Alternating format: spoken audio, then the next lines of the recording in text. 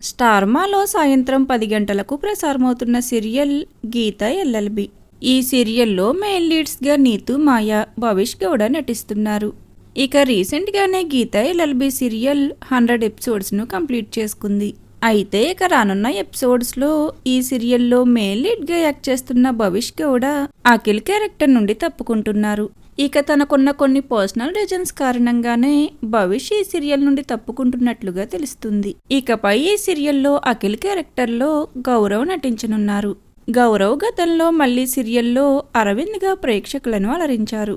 తరువాత ఇప్పుడిక మరొకసారి గీత ఎల్ఎల్బి సీరియల్లో మెయిన్ లీడ్గా ప్రేక్షకుల ముందుకు రానున్నారు.